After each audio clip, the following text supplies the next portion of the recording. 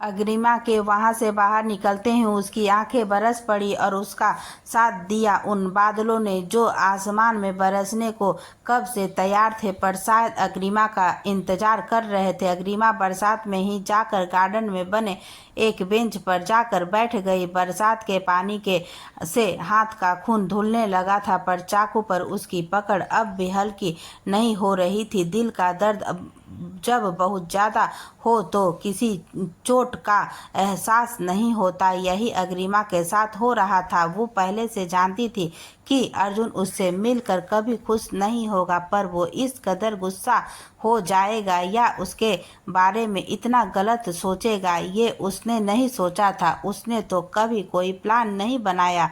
Plan तो दूर, उसने तो कभी अर्जुन की जिंदगी में खुद के लिए कोई जगह नहीं चाही थी। वो फूट फूट कर रोने लगी। उसके आंसू बारिश की बूंदों से में मिलते जा रहे थे। जितना वो तेज रोती बारिश की उतनी ही बढ़ जाती। हमेशा की तरह वो इस वक्त बिल्कुल अकेली थी। रब्बा बे रब्बा बे रब्बा बे रब्बा बे क्यों ख्वाबों पे तेरे साए हैं, दिल क्यों है तन्हा मेरा, क्यों खामोशी है जुआ मेरी, अश्कों से कह पाऊँ ना क्यों दर्द है इतना मेरे इश्क में। रब्बा बे रब्बा बे रब्बा बे रब्बा बे क्यों दर्द है इतना तेरे इश्क में। रब्बा बे रब्बा बे रब्बा बे। इधर अर्जुन ने भी गुस्से से अपने दोनों हाथों की मुठ्ठियां भींच ली थी। कबीर को देखकर उसे एहसास हुआ कि कबीर शायद ये पहले से जानता था। अर्जुन ने तुरंत ही कबीर का कॉलर पकड़कर गुस्से में उससे कहा, साले तू सब पहले से जानता था ना, और तूने मुझे बताना जरूरी नहीं समझा। कबीर ने खुद को उसकी पकड़ से छुड़ाते हुए आराम से कहा, हाँ जानता था पहले से, अग्रिमा ने खुद ही बताया था अभी 1-2 दिन पहले, पर उसने ये भी कहा कि वो खुद तुझे अपनी पहचान बता देगी, इसलिए चुप था। अर्जुन, हाँ अब छुपा नहीं सकती थी तो बता कर महान बनने चली थी। कबीर अर्जुन को समझाने के उद्देश्य से बोला, अर्जुन ऐसा नहीं है, वो सच में एक बहुत ही अच्छी लड़की है। अथर्व ने भी कबीर का साथ देते हुए कहा, अर्जुन एक बार शांति से बात करके देखते हैं ना, हो सकता है कबीर सही कह रहा हो। अर्जुन ने उन दोनों को घूरा और कहा, ऐसा तो नहीं है कबीर कि तुम उस 2 दिन से ही जानते हो, तो आज से पहले उसने तुम्हें सच क्यों नहीं बताया। अजय जी ने अर्जुन के कंधे पर हाथ रखकर कहा, अर्जुन परेशान मत हो बेटा, जब तक हम खुद कमजोर नहीं पड़ेंगे तब तक सामने वाला हमें चाह कर भी हरा नहीं पाएगा। अर्जुन ने अपने आप को सामान्य करते हुए दृढ़ लहजे में कहा, डैड अर्जुन तो हराने का लोग सिर्फ अपना देख सकते हैं, जिसे हकीकत में बदलने के लिए उन्हें शायद अगले जन्म का इंतजार करना पड़े। फिर उसने आनंदी जी को देखकर कहा, मॉम आप टेंशन मत लीजिए और आप बस बुआ के साथ रहिए और कबीर की शादी एंजॉय कीजिए, बाकी सब मैं देख लूँगा।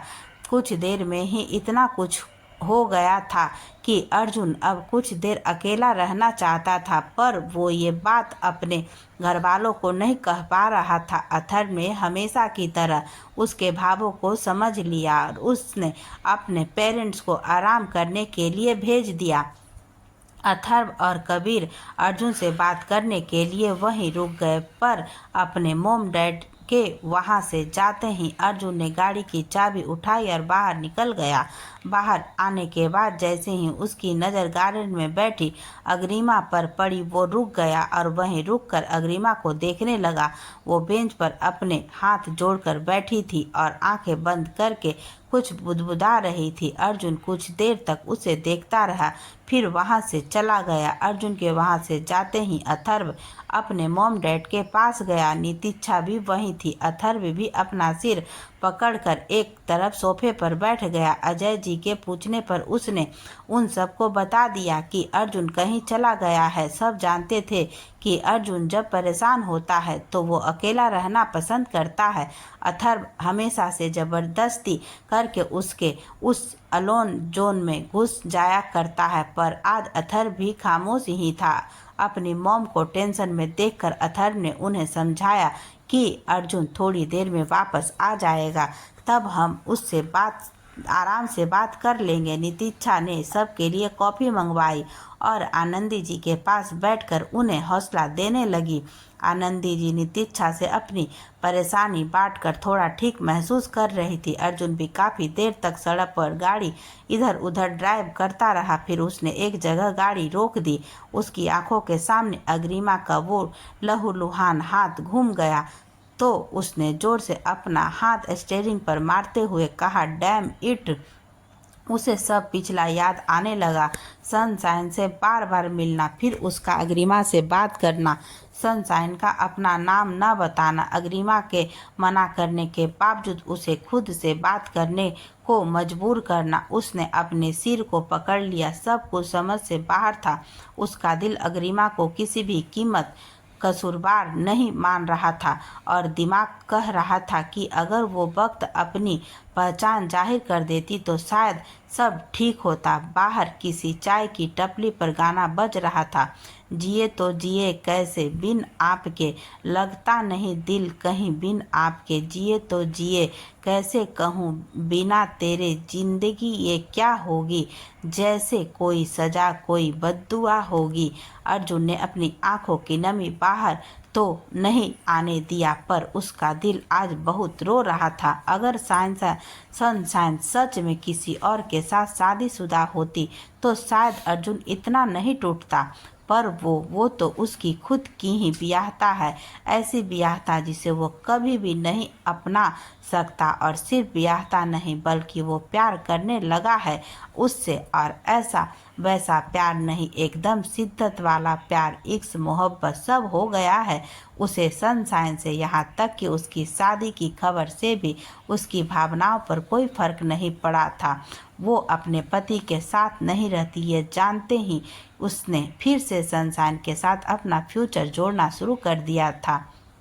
वो सनशाइन को हर हाल में अपना बनाने को तैयार था, लेकिन आज अर्जुन ने इन सारी भावनाओं को दिल के किसी कोने में दफना दिया था। वो गुस्से में था, दर्द में था।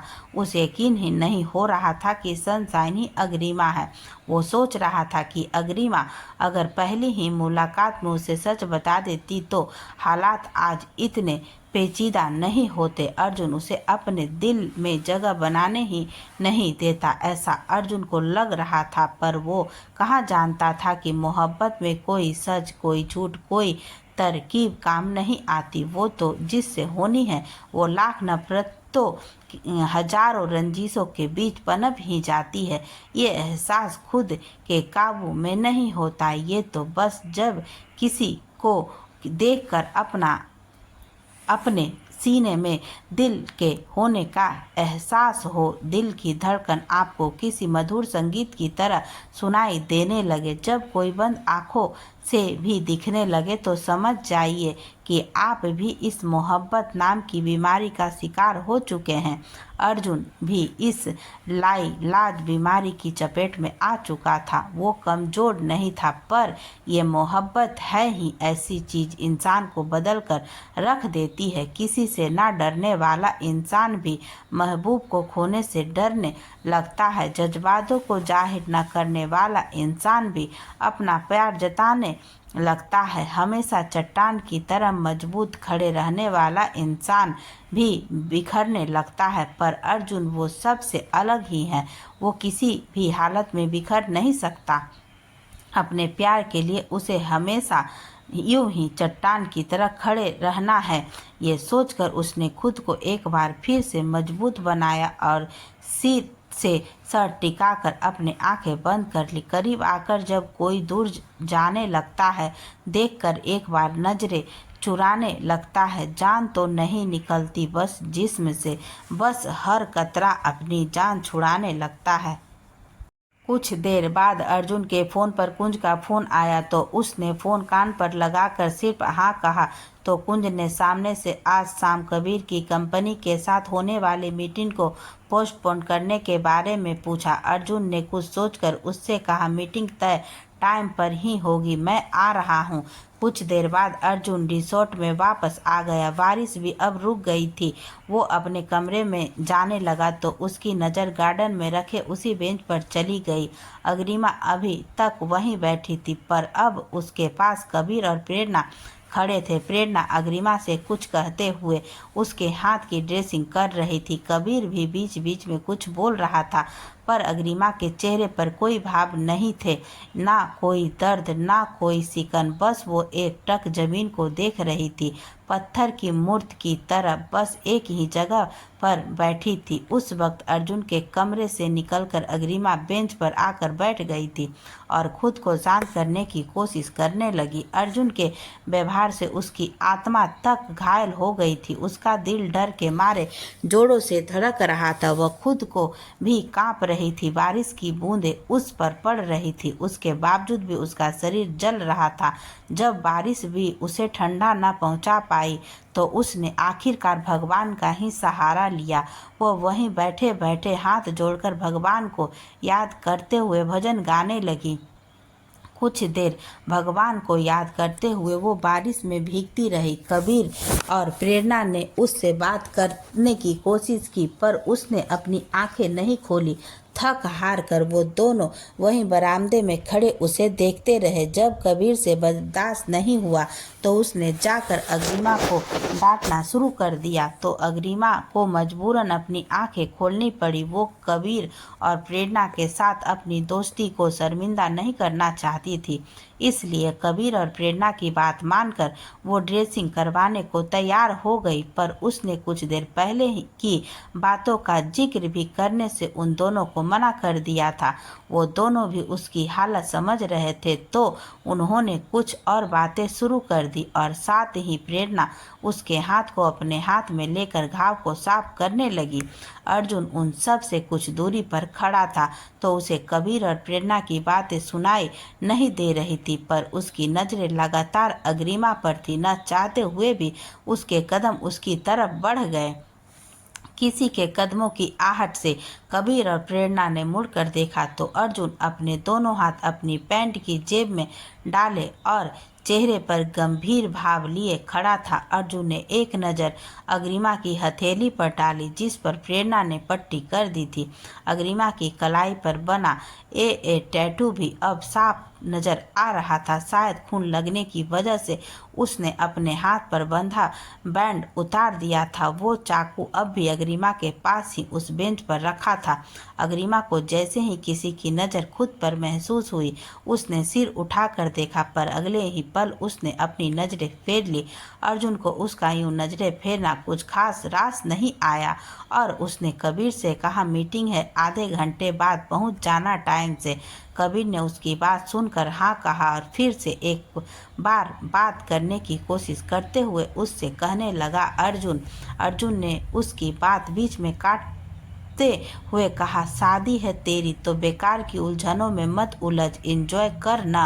अग्रिमा ने भी अब बेंच से उठकर प्रेरणा से कहा, थैंक यू, मैं बाद में मिलती हूँ। वो वहाँ से चली गई, पर 4 कदम चलने के बाद वापस आई और उस चाकू को उठाकर अपने साथ ले गई। बाकी तीनों उसे देखते रह गए। अग्रिमा के वहाँ से जाते ही अर्जुन भी वहाँ से चला गया। कबीर और प्रेरणा ने मायूसी से एक दूसरे की तरफ देखा और फिर दोनों मीटिंग के लिए तैयार होने चले गए। अग्रिमा ने अपने कमरे में पहुँचते ही उस चाकू को देखकर उसे धन्यवाद कहा। वो चाकू ही तो था जिसकी वजह से अग्रिमा का दर्द लहू बनकर बाहर निकल गया, नहीं तो वो शायद अपने होश में ही खो देती। होश तो अब भी वो खो ही चुकी है। अर्जुन की उन कड़वी बातों ने उसके होश तो उड़ा ही दिए थे। उसे पहले ही इस बात का डर लग रहा था कि बार बार हो रही वो इत्तेफाक मुलाकातों उसे कसूरवार साबित कर सकती है, और आज उसका ये डर सही साबित हो गया था।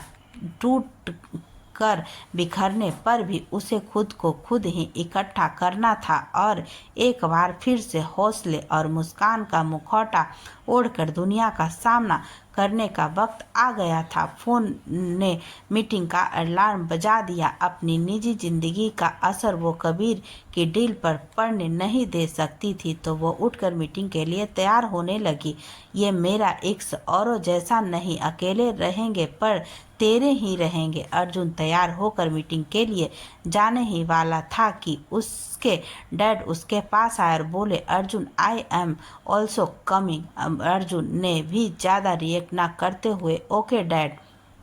कुछ देर बाद अर्जुन, अजय जी और कबीर अपनी अपनी टीम के साथ एक कॉन्फ्रेंस हॉल में बैठे थे। ये डील दोनों ही कंपनीज के लिए महत्वपूर्ण थी। जहां अर्जुन को इससे साउथ इंडिया में अपनी कंपनी के लिए बेस मिल रहा था, वहीं कबीर की कंपनी के लिए प्रताप ग्रुप के साथ सौदेबाजी बिजनेस फील्ड में फायदेमंद साबित होने वाली है। अर्जुन ने कबीर को इशारा किया तो कबीर ने अपने एक एम्प्लॉय संदीप वर्मा को बोलकर प्रेजेंटेशन शुरू करवा दी। संदीप ने आगे आकर बोलना शुरू किया। वो सामने की वॉल पर प्रोजेक्टर की मदद से साथ में कुछ स्लाइड्स भी दिखा रहा था। अर्जुन को प्रेजेंटेशन काफ़ी पसंद आ रही थी। बहुत ही यूनिक और एलिगेंट स्टाइल में बनी हुई प्रेजेंटेशन थी। संदीप ने उसे प्रेजेंट भी काफ़ी अच्छे से किया था। कबीर ने अपनी तैयारियों में कोई कसर नहीं छोड़ रखी थी। उसकी और उसके स्टाफ की मेहनत को अर्जुन साफ साफ देख सकता था। संदीप ने प्रोडक्ट्स की कुछ बेसिक और टेक्निकल डिटेल्स बताई और प्रेजेंटेशन में अब कुछ आईटी सेल्स और मार्केटिंग से संबंधित पॉइंट्स थे। तो संदीप ने अग्रिमा को सामने आने को कहा, क्योंकि इस डील से संबंधित मेजर काम अग्रिमा ने किया था। अग्रिमा का नाम सुनकर अर्जुन का दिल एक बार फिर से बेचैन हो उठा। अग्रिमा ने सामने आकर प्रेजेंटेशन शुरू की। अर्जुन और अजय जी के मौजूदगी की वजह से शुरुआत में उसकी आवाज़ में थोड़ी सी झिझक थी, लेकिन धीरे धीरे वो सामान्य हो गई और अब पूरे विश्वास के साथ में प्रेजेंटेशन दे रही थी। अर्जुन ने एक बार उसकी तरफ देखा और फिर अपना पूरा ध्यान डील पर लगा दिया। अग्रिमा ने भी सहजता से पूरा प्रेजेंटेशन दिया। बीच में कभी कभार उसकी हथेली में दर्द हो रहा था, जिसे उसने छुपाने का भरसक प्रयत्न किया, पर अर्जुन, कबीर और प्रेरणा से उसका दर्द छिप नहीं पाया। चोट उसके सीधे हाथ में थी और बीच बीच में लैपटॉप भी वो उसी हाथ से यूज कर रही थी। उसकी हथेली पर बंधी सफ़ेद पट्टी पर अब हल्की सी लालिमा नजर आने लगी थी।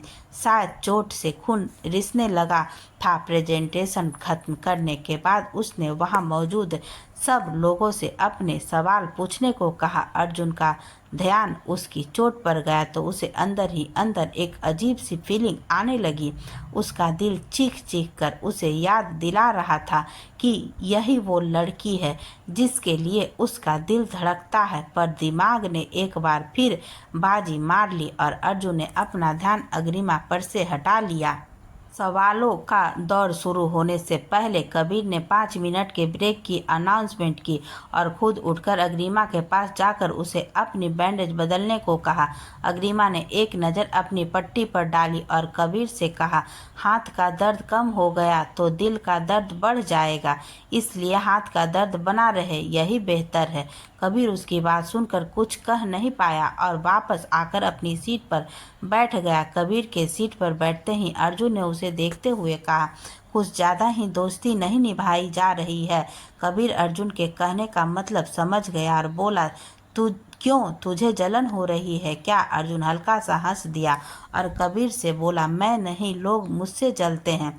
कबीर ने भी मुस्कुराते हुए कहा, जानता हूँ, पर अर्जुन, जैसा तू मेरा दोस्त है वो भी मेरी दोस्त है, तो please don't ask me to use one. Arjun इतराते हुए बोला, मैं ऐसा कुछ नहीं कहने वाला, तू अपनी दोस्ती आराम से निभा, I don't give and dam.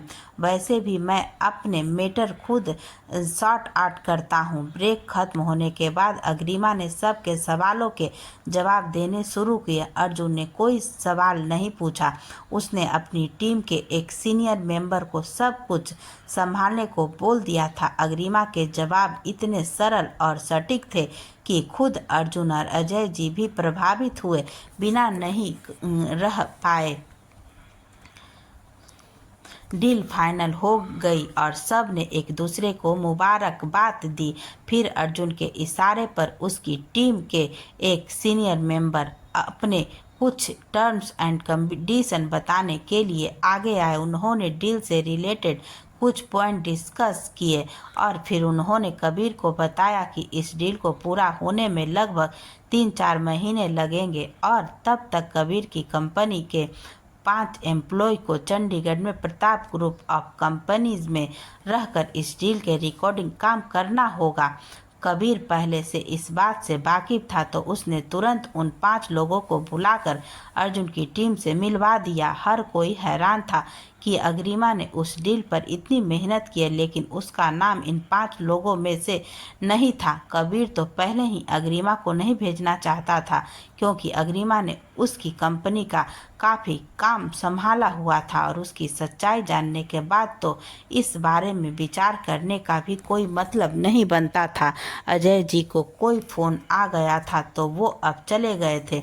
सब खत्म होने के बाद अर्जुन खड़ा होकर सामने आया और उसने सबको देखते हुए कहा, this deal is beneficial for both the companies. I envy your effort and would like to see it more contract and all the best. वैसे तो इस खुशी में आप सब के लिए एक पार्टी होनी चाहिए, पर अभी के लिए इस पार्टी को ड्यू रखते हैं और कबीर की शादी को एंजॉय करते हैं। तभी संदीप वर्मा ने कहा, सर हमें कोई पार्टी नहीं चाहिए, आप बस हम सब के साथ एक फ़ोटो क्लिक करवा लीजिए प्लीज़। संदीप की रिक्वेस्ट को मानते हुए अर्जुन ने उसे इशारा करते हुए, बिल्कुल बुला लो सबको। संदीप ने अपनी टीम को बुलाया और फिर अग्रिमा को आवाज़ लगाई जो एक तरफ खड़ी किसी एम्प्लॉय से बात कर रही थी, अग्रिमा जल्दी आओ, अर्जुन सब हम सब के साथ फ़ोटो क्लिक करवा रहे हैं। संदीप की बात खत्म होते ही अर्जुन और अग्रिमा ने तुरंत एक दूसरे की तरफ देखा, पर जल्दी ही दोनों ने अपनी अपनी नज़रें फेर ली। बेरुखी थी या मायूसी थी ये तो उन्हें ही पता था। फ़ोटो के लिए सब अर्जुन के पास आ गए थे। अग्रिमा अपनी ही उलझन में थी, वो अगर नहीं आती तो सबके मन में सवाल आते, पर उसके आने का अर्जुन का रिक्वेस्ट कैसा होगा। कहीं वो सबके सामने ही उस पर चिल्लाने लगा तो एक और एम्प्लॉय ने दोबारा आवाज़ लगाई तो अग्रिमा सबके पास आकर एक तरफ खड़ी हो गई। कबीर के दिमाग में कुछ आया तो उसने थोड़ी आवाज़ में कहा, अरे अग्रिमा तुम एकदम कोने में क्यों खड़ी हो?